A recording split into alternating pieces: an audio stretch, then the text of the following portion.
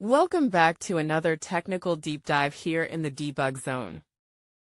Today, we're tackling a big question and breaking it down with insights from other users.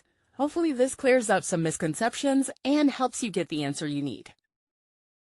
So buckle up, stay a little curious, and let's jump right in.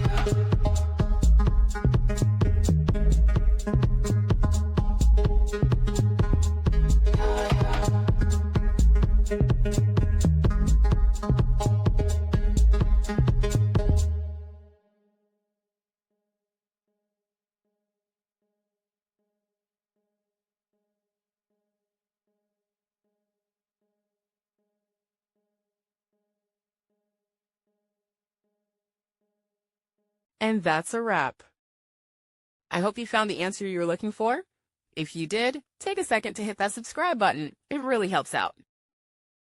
And let me know in the comments which solution worked best for you. See you next time in the debug zone.